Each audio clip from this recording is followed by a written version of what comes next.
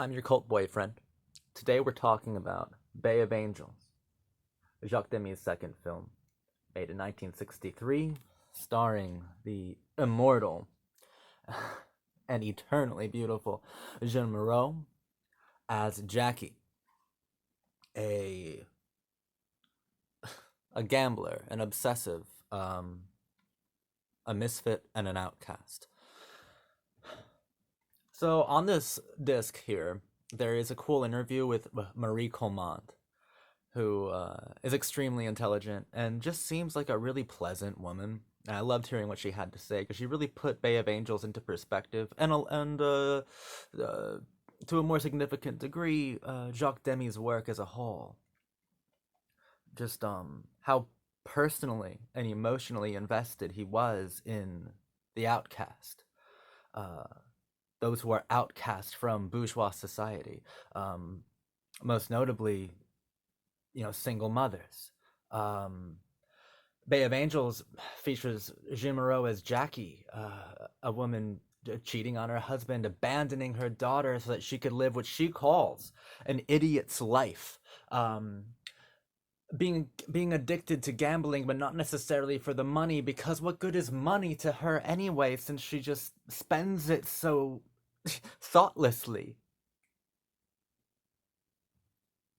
But Jacques Demy is a sentimentalist. So while this film, the ending, is so happy, so joyful, so romantic, and it can feel so contrived, but Jacques Demy loves the outcast and he loves the misfit romance that cinema has kind of neglected.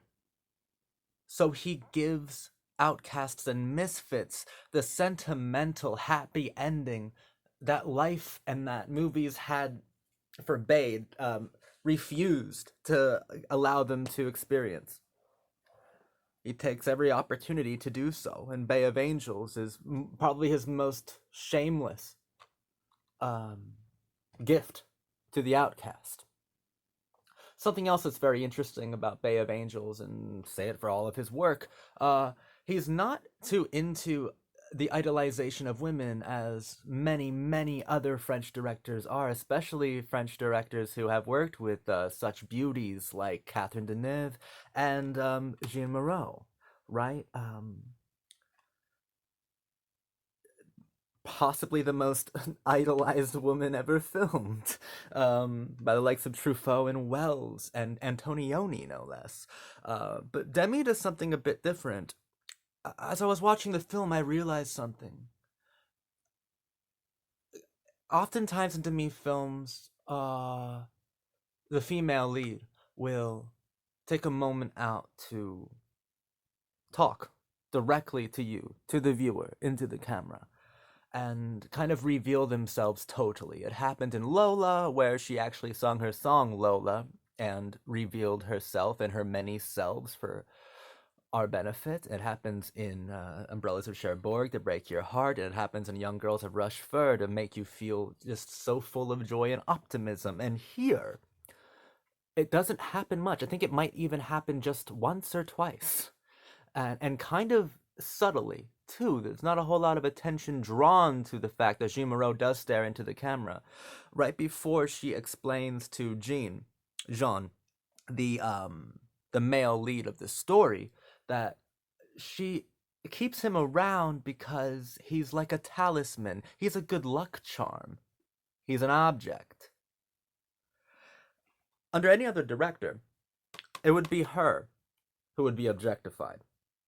I mean, and this film almost seems to follow that track to a certain point. And then you realize, no, it's Jean. It's the male who is objectified in here by Jackie.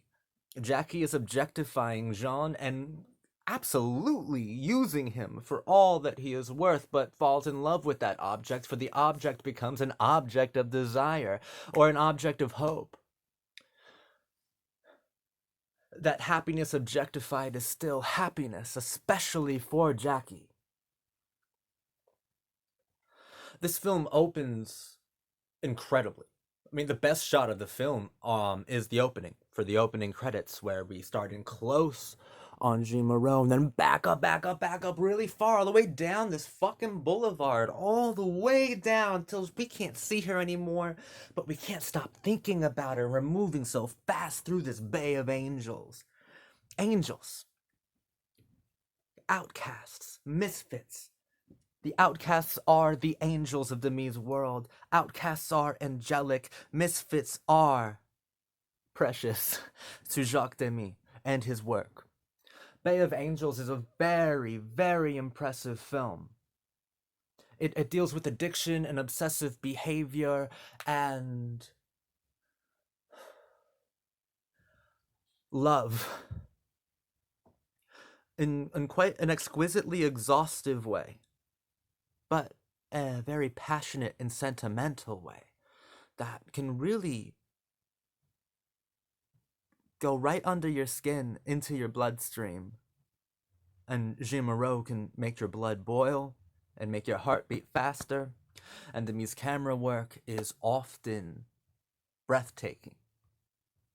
But it's his love of the outcast, it's his acceptance of the outcast, and his rejection, his subtle rejection of the bourgeois simply by favoring a happy ending for the misfit, that makes this film fascinating.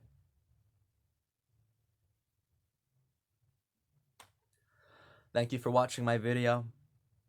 I've been your cult boyfriend, gladly talking about Jacques Demy, my favorite director. I'm a misfit, and I feel like Demy would love and champion me, just like he did Jackie and Jeanne.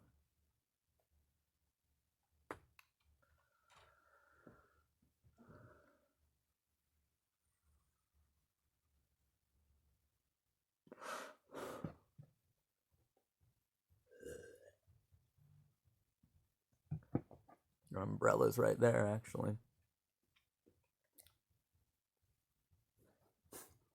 Bye, guys.